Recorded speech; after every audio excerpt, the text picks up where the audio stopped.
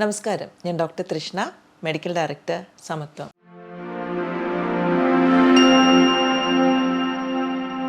ഒരു നടുവേന വന്നാലോ, മുട്ടുവേന വന്നാലോ, കഴുത്തുവേന വന്നാലോ അത് ഭയങ്കര അനോയിങ് ആണ് അല്ലേ. നമുക്ക് കുറേ കാര്യങ്ങൾ ചെയ്യാൻ പറ്റില്ല, നമ്മുടെ മൂവ്മെൻറ്റ് റെസ്ട്രിക്റ്റഡ് ആവും, പലപ്പോഴും നമ്മുടെ സോഷ്യൽ ഗ്യാതറിങ്സിന് പോകാൻ പറ്റില്ല. അപ്പം പലപ്പോഴും നമ്മുടെ ജീവിതത്തിൽ തന്നെ ഒരുപാട് ഇൻഫ്ലുവൻസ് ചെയ്യുന്ന കാര്യങ്ങളാണ് ഇങ്ങനത്തെ കുറച്ച് പെയിൻ അഥവാ വേദനയുള്ള കണ്ടീഷൻസ്.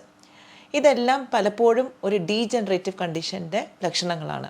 അതായത് നമ്മുടെ ശരീരത്തിൽ തേയ്മാനം വളരെയധികം സംഭവിക്കുന്നു എന്നതിൻ്റെ ലക്ഷണങ്ങളാണ് ഇവയെല്ലാം. പലവർക്കും അത് നട്ടലിലെ ഏറ്റവും നടുവ് ഭാഗത്തെ ഉള്ള പെയിനായിട്ടായിരിക്കും അനുഭവപ്പെടുക, ബാക്ക് പെയിനായിട്ട്. ചില ആൾക്കാർക്ക് കഴുത്ത് വേദന, അല്ലെങ്കിൽ ചില ആൾക്കാർക്ക് മുട്ടുവേദന. അങ്ങനെ ഏതൊക്കെ ജോയിൻറ്റ്സ് ആണോ കൂടുതൽ ഇൻവോൾവ് ആകുന്നത് അതനുസരിച്ചിട്ടായിരിക്കും അതിൻ്റെ സിംറ്റംസും നമ്മൾ കാണുക.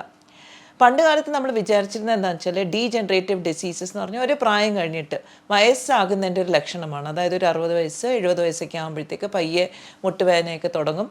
അപ്പോൾ നമ്മുടെ അമ്മൂമ്മമാരും അപ്പൂപ്പന്മാരും കുഴമ്പെല്ലാം തേക്കും. ഇങ്ങനെയൊക്കെയായിരുന്നു ഒരു സിസ്റ്റം. പക്ഷേ ഇന്ന് നമ്മൾ കണ്ടുവരുന്നതെന്ന് വെച്ചാൽ ഒരു 35 വയസ്സുള്ളൊരു സ്ത്രീക്കും ഇതേപോലെ തന്നെ വളരെ വേദനാജനകമായിട്ടുള്ള ഒരു കാര്യമാണ്. കാരണം സിവിയറായിട്ട് മുട്ടുവേദന വരുന്നു.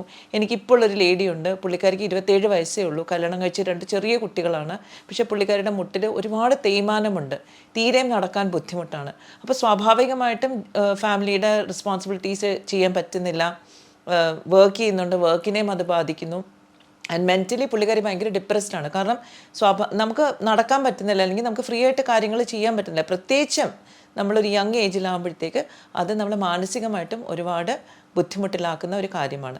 അപ്പോൾ ഡീജനറേറ്റീവ് ഡിസ്ക് ഡിസീസ് അല്ലെങ്കിൽ ഡീജനറേറ്റീവ് മസ്കുലോ സ്കെലറ്റൽ ഡിസോർഡേഴ്സ് എന്ന് പറഞ്ഞാൽ തേയ്മാനം, നമ്മുടെ ശരീരത്തിലെ പല ജോയിൻറ്റ്സ് ഉണ്ട്, പല സന്ധികളുണ്ട്, അവിടെ വളരെ വേഗത്തിൽ തന്നെ തേയ്മാനം വരുന്നു എന്നുള്ളതാണ്. അത് ഏജ് അപ്രോപ്രിയേറ്റ് അല്ല. അതായത് നമ്മുടെ ഒരു പ്രായം കഴിഞ്ഞാൽ സ്വാഭാവികമായിട്ടും നമുക്ക് തേയ്മാനം വരും. പക്ഷേ അതല്ലാണ്ട് നേരത്തെ കൂട്ടി തേയ്മാനം വരികയാണെങ്കിൽ അത് ഡെഫിനറ്റായിട്ടും ഒരു സീരിയസ് ആയിട്ടുള്ളൊരു കാര്യം തന്നെയാണ്. ഇത് നമുക്ക് മാറ്റാൻ പറ്റുമെന്ന് ചോദിച്ചാൽ തീർച്ചയായിട്ടും നമുക്ക് മാറ്റാൻ പറ്റും.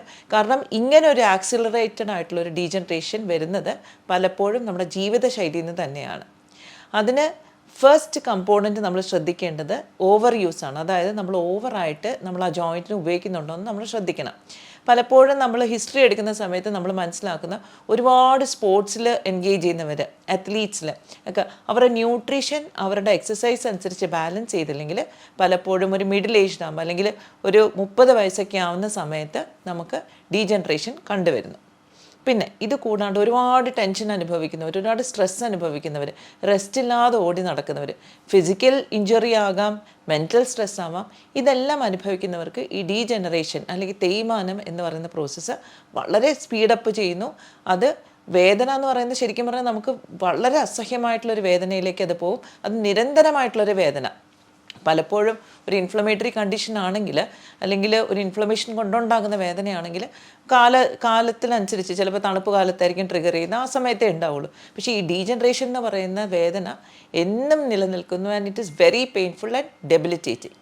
അപ്പം ഇന്ന് ഞാൻ നിങ്ങളുടെ അടുത്ത് പറയാൻ പോകുന്നത് എങ്ങനെയാണ് നമുക്ക് നാച്ചുറലി ഇതിനെ പ്രിവെൻറ്റ് ചെയ്യാനും ട്രീറ്റ് ചെയ്യാനും പറ്റുന്നത്. ഫസ്റ്റ് തിങ്, നമുക്ക് ന്യൂട്രീഷനിലേക്ക് തന്നെ കിടക്കാം. കാരണം നമ്മുടെ ജോയിൻറ്റ്സ് ആണെങ്കിൽ നമ്മുടെ ശരീരത്തിൻ്റെ ഒരു ഭാഗമാണ്.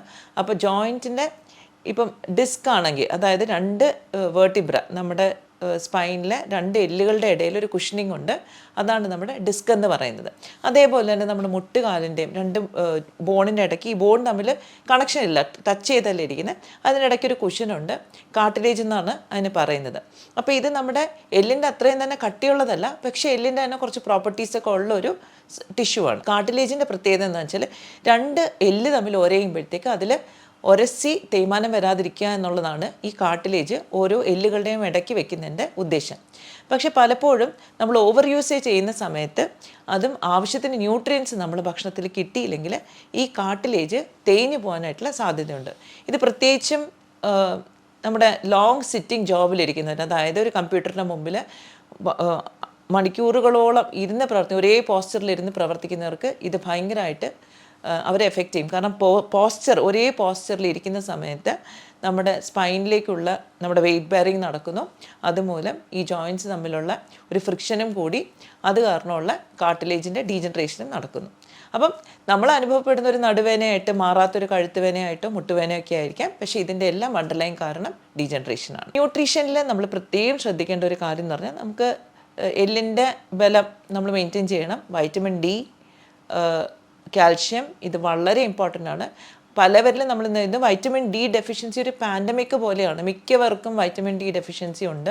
അപ്പോൾ നമ്മൾ ടെസ്റ്റ് ചെയ്ത് നോക്കുമ്പോൾ ബിലോ 20 ആണെങ്കിൽ ഡെഫിനറ്റ്ലി നമ്മൾ സപ്ലിമെൻ്റ് എടുക്കണം. പക്ഷേ സപ്ലിമെൻ്റ് എടുത്താലും ഒരു സബ്സ്റ്റാൻഷ്യൽ എമൗണ്ട് നമ്മുടെ ഏജ് അനുസരിച്ച്, നമ്മുടെ ഫിസിക്കൽ ആക്ടിവിറ്റി അനുസരിച്ച്, നമ്മുടെ ലൈഫ് സ്റ്റൈൽ അനുസരിച്ചിട്ട് ഉള്ളൊരു റേഞ്ച് നമ്മൾ ചൂസ് ചെയ്യണം. അപ്പോൾ ഒരു മാസം എടുത്ത് നിർത്തിക്കളയല്ലേ, ഡെഫിനറ്റ്ലി ഒരു മെഡിക്കൽ പ്രാക്ടീഷണറിൻ്റെ ഹെൽപ്പോടുകൂടി എത്രത്തോളം സപ്ലിമെൻറ്റ് ചെയ്യണമെന്നുണ്ടോ അത് ചെയ്യുക. കാൽഷ്യം ഡെഫിനറ്റ്ലി നമ്മുടെ ഫുഡിൽ നിന്ന് തന്നെ വരണം.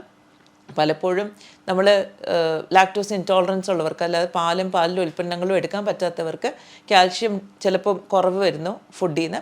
അപ്പോൾ അങ്ങനെയുള്ളവർക്ക് റാഗി പോലത്തെ ഭക്ഷണങ്ങൾ ഡയറ്റിൽ ഉൾപ്പെടുത്തുമ്പോഴത്തേക്ക് ധാരാളം കാൽഷ്യം അതിൽ നിന്ന് തന്നെ നമുക്ക് ലഭിക്കുന്നു. മൂന്നാമത്തെ ഒരു വളരെ ഇമ്പോർട്ടൻ്റ് ആയിട്ടുള്ള ഇൻഗ്രീഡിയൻ്റ് ആണ് വൈറ്റമിൻ സി. കാരണം എവിടെ ഒരു ഇഞ്ചറി ഉണ്ടായാലും ഒരു വൂണ്ട് ഹീലിങ്ങിന് വൈറ്റമിൻ സി വളരെ പ്രധാനപ്പെട്ടതാണ്. വൈറ്റമിൻ സി ആവശ്യത്തിന് നമ്മുടെ ശരീരത്തിലില്ലെങ്കിൽ അതൊരു വാട്ടർ സോല്യൂബിൾ വൈറ്റമിൻ ആണ്. അപ്പോൾ എന്നും നമ്മൾ സപ്ലിമെൻ്റ് ചെയ്യണം, നമ്മുടെ ബോഡിയിൽ സ്റ്റോർ ചെയ്യില്ല. അതുകൊണ്ട് തന്നെ വൈറ്റമിൻ സി ധാരാളം നമ്മുടെ ഫുഡിൽ വേണം. അതിന് നല്ല സോഴ്സസ് ഡെഫിനറ്റ്ലി നമ്മുടെ ഓറഞ്ച്, നാരങ്ങയൊക്കെ ആണെങ്കിലും നമുക്ക് ഈസി ആയിട്ട് എടുക്കാൻ പറ്റുന്നൊരു സോഴ്സാണ് നമ്മുടെ ആംല അല്ലെങ്കിൽ ഗൂസ്ബെറി, നമ്മുടെ നെല്ലിക്ക അല്ലേ. അപ്പോൾ നമുക്ക് നെല്ലിക്ക ഏതെങ്കിലും ഒരു രൂപത്തിൽ നമ്മൾ സ്റ്റോർ ചെയ്ത് വെച്ചിട്ടുണ്ടെങ്കിൽ അത് നമ്മുടെ വൈറ്റമിൻ സി റിക്വയർമെൻറ്റ് നമുക്ക് ഉപയോഗപ്പെടുത്താം. ഇതിന് അഡീഷണലായിട്ട് നമുക്ക് ചെയ്യാൻ പറ്റുന്നത് സീസണലായിട്ട്, ഇപ്പോൾ ഓറഞ്ചസ് ആണെങ്കിൽ ഓറഞ്ച് ഉപയോഗിക്കുക. നാരങ്ങ ഡെഫിനറ്റ്ലി നമ്മൾ സമ്മർ സീസണിലൊക്കെ മിക്കവരും നാരങ്ങ വെള്ളമൊക്കെ കുടിക്കും. അതുകൊണ്ട് നാരങ്ങ നമുക്ക് ധാരാളം ഉൾപ്പെടുത്താം. ഇത് കൂടാണ്ട് വളരെ ഇമ്പോർട്ടൻ്റ് ആയിട്ടുള്ള വേറൊരു സപ്ലിമെൻ്റാണ് നമ്മൾ എടുക്കേണ്ടത് മെഗ്നീഷ്യം. കാരണം മെഗ്നീഷ്യത്തിന് ഈ കാൽഷ്യം ഡെപ്പോസിഷൻ അല്ലെങ്കിൽ കാൽഷ്യം മെറ്റബോളിസത്തിന് ഒരു റോള് വളരെയധികം ഇമ്പോർട്ടൻ്റ് ആയിട്ടുള്ള ഒരു റോള് പ്ലേ ചെയ്യുന്നുണ്ട്. അപ്പം മെഗ്നീഷ്യം സപ്ലിമെൻറ്റ്സ് ആവശ്യമുള്ളവർ എടുക്കണം. പലപ്പോഴും മെഗ്നീഷ്യം എടുക്കുമ്പോൾ നമുക്ക് ഗുണം കിട്ടുന്നതെന്ന് വെച്ചാൽ നമുക്ക് മസിൽ ക്രാംസിന് അത് ഹെൽപ്ഫുള്ളാകും, നമ്മുടെ ഉറക്കത്തിന് ബെറ്റർ ആക്കും, നമ്മുടെ ഹാർട്ട് ഫങ്ഷൻ ഇമ്പ്രൂവ് ആവാം. അപ്പം മസിൽ ഈ എല്ലാ പല കോമ്പിനേഷൻ ഓഫ് മെഗ്നീഷ്യം ഉണ്ട്, ഗ്ലൈസിനേറ്റ് ഉണ്ട്, സിട്രേറ്റ് ഉണ്ട്. അപ്പം ഏതാണ് നമുക്ക് ആവശ്യമുള്ള ആ ഒരു കോമ്പിനേഷനാണ് നമ്മൾ ചൂസ് ചെയ്യേണ്ടത് സപ്ലിമെൻറ്റേഷന്. ഫുഡിലാണെങ്കിൽ നമുക്ക് സീഡ്സ് ധാരാളം, നട്ട്സ് ധാരാളം യൂസ് ചെയ്യുമ്പോൾ മെഗ്നീഷ്യം നമുക്ക് ഭക്ഷണത്തിൽ നിന്ന് തന്നെ ലഭിക്കും. ഇനി നമ്മൾ ഈ തേയ്മാനം വരുമ്പോഴത്തേക്ക് സ്പെസിഫിക് ആയിട്ട് നമ്മൾ കുറച്ച് കാര്യങ്ങൾ ഉൾപ്പെടുത്തേണ്ടതുണ്ട്. അതാണ് ഗ്ലൂക്കോസമീൻ ആൻഡ് കോൺട്രോയിറ്റിൻ. ഇത് രണ്ടും നമ്മുടെ കാർട്ടിലേജിൻ്റെ സ്ട്രക്ചറിന് വേണ്ടിയിട്ടുള്ള കാര്യങ്ങളാണ്. അതായത് ഈ റോ മെറ്റീരിയൽസ് ഉപയോഗിച്ചാണ് നമ്മുടെ ശരീരത്തിലെ കാർട്ടിലേജും ഡിസ്കും എല്ലാം ഉണ്ടാക്കുന്നത്. അതുകൊണ്ട് ഭക്ഷണത്തിന് ആവശ്യത്തിനുള്ള കോൺട്രോയിറ്റിനും ഗ്ലൂക്കോസമീനും വേണം. പലപ്പോഴും എന്താ സംഭവിക്കുന്നത് വെച്ചാൽ പ്രത്യേകിച്ച് വെജിറ്റേറിയൻസിന് ഇത് ലഭ്യമാകാറില്ല. സാധാരണ ഷെൽഫിഷിൽ നിന്നാണ് ഇതിൻ്റെ ഒറിജിൻ. അതുകൊണ്ട് തന്നെ സപ്ലിമെൻ്റ് ആയിട്ട് എടുക്കേണ്ടി വരും. പ്രത്യേകിച്ച് ഓൾറെഡി തേയ്മാനമുള്ളവർക്ക് നമ്മൾ എന്തായാലും എക്സ്ട്രാ സപ്ലിമെൻറ്റ് തന്നെ ചെയ്യണം. അപ്പോൾ ഗ്ലൂക്കോസമീനും കോൺട്രോയിറ്റിൻ സൾഫേറ്റും നമ്മുടെ ഡയറ്റിൽ ഉൾപ്പെടുത്തണം. ഇത് കൂടാണ്ട് ഇനി വണ്ണം കൂടുതലുള്ളവരാണെങ്കിൽ വെയിറ്റ് ബെയറിങ് ജോയിൻസിന്, പ്രത്യേകിച്ച് നമ്മുടെ മുട്ടിൽ, നമ്മുടെ കണങ്കാലിൽ, ഇങ്ങനത്തെ ജോയിൻസിനൊക്കെ നമുക്ക് തേയ്മാനം കൂടുതൽ വരും. കാരണം നമ്മുടെ വെയിറ്റ് ബെയർ ചെയ്യുന്നത് കൊണ്ട് തന്നെ. അതുകൊണ്ട് തന്നെ നമ്മൾ വെയിറ്റ് കൂടുതലാണെങ്കിൽ വെയിറ്റ് മാനേജ്മെൻറ്റ് വളരെ ഇമ്പോർട്ടൻ്റ് ആയിട്ട് ചെയ്യണം. അപ്പോൾ അതും പലപ്പോഴും വെയിറ്റ് മാനേജ്മെൻറ്റ് ചെയ്യാൻ പറയുമ്പോഴത്തേക്ക് ഒരു ഡീജനറേറ്റീവ് ഡിസ്ക് ഉള്ള ഒരാളാണ് അല്ലെങ്കിൽ ഓസ്റ്റിയോആർത്രൈറ്റിസ് ഉള്ളതാണെങ്കിൽ ഹെവി ആയിട്ടുള്ള എക്സസൈസ് ഒന്നും ചെയ്യാൻ പാടില്ല. കാരണം ഇനീഷ്യലി നമ്മൾ ഒരു ഹെവി ആയിട്ട് എക്സസൈസ് ചെയ്താൽ ജോയിൻറ്റ് ഡാമേജ് കൂടുതലുണ്ടാവും. അപ്പോൾ അതുകൊണ്ട് തന്നെ വളരെ സിസ്റ്റമാറ്റിക്കായിട്ട് സിമ്പിൾ എക്സസൈസിൽ നിന്ന് തുടങ്ങി ജെൻറ്റിലായിട്ട് വേണം മുന്നോട്ട് കൊണ്ടുപോകാൻ. ഇതിലെല്ലാത്തിലും ഉപരി പലപ്പോഴും നമ്മൾ എക്സ്പീരിയൻസ് ചെയ്യുന്നത് ഏറ്റവും വലിയ സിംറ്റം എന്ന് പറയുന്നത് വേദനയാണ്. അപ്പോൾ വേദനയെ നമുക്ക് നാച്ചുറലായിട്ട് എങ്ങനെ കൺട്രോൾ ചെയ്യാൻ പറ്റും? ബൊസ്വേലിയ എന്ന് പറയുന്ന ഒരു ഹെർബുണ്ട്. അത് നാച്ചുറലായിട്ടുള്ളൊരു പെയിൻ കില്ലറായിട്ട് നമ്മുടെ ശരീരത്തിൽ ആക്ട് ചെയ്യും. അപ്പോൾ ബൊസ്വേലിയ നമുക്ക് ധാരാളമായിട്ട് പെയിൻ ഉള്ള അവസരങ്ങൾ ഉപയോഗിക്കാം. പെയിൻ മാറ്റിയാൽ മാത്രമേ നമുക്ക് എക്സസൈസ് ചെയ്യാനും പറ്റുള്ളൂ. അപ്പോൾ പെയിനെ ഡെഫിനറ്റായിട്ട് ഏറ്റവും ഇമ്പോർട്ടൻ്റ് ആയിട്ട് അഡ്രസ്സ് ചെയ്യണം. ഇത് കൂടാണ്ട് പലപ്പോഴും മൊബിലിറ്റി ഇഷ്യൂസ്, നമുക്ക് മൂവ് ചെയ്യാനുള്ള ഡിഫിക്കൽട്ടിയൊക്കെ ഉണ്ടെങ്കിൽ അതിനാവശ്യമുള്ള സപ്പോർട്ട്, ഇപ്പോൾ നമ്മൾ ഇരിക്കുന്ന കസേരയിൽ നമുക്ക് സപ്പോർട്ട് ചെയ്തൊരു കുഷൻ ഇട്ടാണ് ഇരിക്കുന്നതെങ്കിൽ അത് ചെയ്യാം. നമുക്ക് എർഗോണമിക് ചെയർസ്, അതായത് നമ്മുടെ സ്പൈനിനെ സപ്പോർട്ട് ചെയ്യുന്ന ചെയർസ് നമുക്ക് വാങ്ങിക്കാം. അപ്പം നമ്മുടെ ഫേർണിച്ചർ, നമ്മൾ ഉപയോഗിക്കുന്ന സാധനങ്ങൾ, മാട്രസ്, ഇവയെല്ലാം നമ്മുടെ സ്പൈനിനെ സപ്പോർട്ട് ചെയ്യാനും നമ്മുടെ ജോയിൻസിനെ സപ്പോർട്ട് ചെയ്യാനും ഉള്ള രീതിയിൽ തന്നെ തിരഞ്ഞെടുക്കുക. അതും നമ്മൾ ആക്ച്വലി ഈ മെക്കാനിക്കൽ വെയർ ആൻഡ് ടയർ, അതായത് നമ്മുടെ ഈ ഒരു പൊസിഷൻ, പോസ്ചർ കൊണ്ടുണ്ടാകുന്ന പ്രോബ്ലംസിനെ സോൾവ് ചെയ്യാനായിട്ട് സഹായിക്കും. അനദർ തിങ് ഇമ്പോർട്ടൻ്റ് ആയിട്ടുള്ള കാര്യം ചെയ്യേണ്ടത് പോസ്ചറൽ കറക്ഷനാണ്. നമ്മൾ പലവരും നമ്മളിങ്ങനെ ഒരു ടേബിളിൽ ഇരുന്ന് വർക്ക് ചെയ്യുന്ന സമയത്ത് കുറച്ച് മുന്നോട്ട് ഊന്നിയാണ് ഇരിക്കുന്നത്. അപ്പോൾ സ്വാഭാവികമായിട്ടും നമ്മുടെ നട്ടലിൻ്റെ ഷേപ്പ് കുറച്ചൊന്ന് ചേഞ്ച് ആവും. ആ നട്ടലിനെ ഒന്ന് സ്ട്രെയിറ്റ് ആക്കി കൊണ്ടുവരിക എന്നുള്ളത് അത്യാവശ്യമാണ്. അപ്പോൾ പോസ്ചറൽ കറക്ഷൻ അത് തന്നെ നമ്മൾ ചെയ്യണം.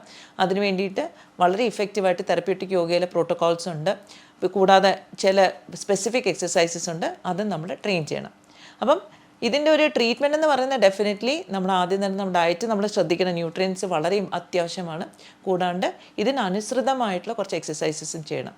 ഇനി ഈ ഡീജനറേഷൻ്റെ കൂടെ ഇൻഫ്ലമേഷൻ ഉണ്ടെന്ന് ഇരിക്കട്ടെ, അതായത് ഓൾറെഡി കുറച്ച് തേയ്മാനം സംഭവിച്ചെടുത്ത് ഒരു നീർക്കെട്ടും അങ്ങനത്തെ പ്രശ്നങ്ങളുണ്ടെങ്കിൽ നമുക്ക് ഹോട്ട് കംപ്രസ് ഓൾട്ടർനേറ്റീവ് കംപ്രസ് എന്ന് പറയും. 5 മിനിറ്റ് ചൂട് വെച്ച് 3 മിനിറ്റ് തണുപ്പ് വെച്ച് കഴിഞ്ഞിട്ടുണ്ടെങ്കിൽ കുറച്ചൊക്കെ നമുക്ക് ആ നീരിനെ കൺട്രോൾ ചെയ്യാനായിട്ട് സഹായിക്കും.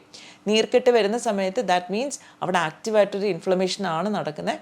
അത് കൺട്രോൾ ചെയ്യേണ്ടതും വളരെ അത്യാവശ്യമാണ്. പലപ്പോഴും നമ്മൾ ഒരു പ്രോട്ടോക്കോൾ ചെയ്യുന്ന സമയത്ത് ഇതെല്ലാം ഉൾപ്പെടുത്തിക്കൊണ്ടുള്ളൊരു പ്രോട്ടോക്കോളാണ് ചെയ്യുക. അപ്പം അതിൻ്റെ നമുക്ക് ജോയിൻറ്റ് മൊബിലിറ്റി ഇമ്പ്രൂവ് ചെയ്യാൻ പറ്റും, കാർട്ടിലേജിനെ റീപ്ലെനിഷ് ചെയ്യാൻ പറ്റും, വെയിറ്റ് നമുക്ക് കുറയ്ക്കാനും സാധിക്കും, overall quality of life improve ചെയ്യാനായിട്ട് സാധിക്കും. അപ്പോൾ ഇത്രയും കാര്യങ്ങൾ ഡെഫിനറ്റായിട്ട് ഉൾപ്പെടുത്താൻ നോക്കുക. ഇത് കൂടാണ്ട് വേറെ എന്തെങ്കിലും സംശയമുണ്ട്, ഡിഫിക്കൽട്ടീസ് ഉണ്ടെങ്കിൽ തീർച്ചയായിട്ടും താഴെ തന്നിരിക്കുന്ന നമ്പറിൽ വിളിക്കുക. Will be more than happy to help. Thank U.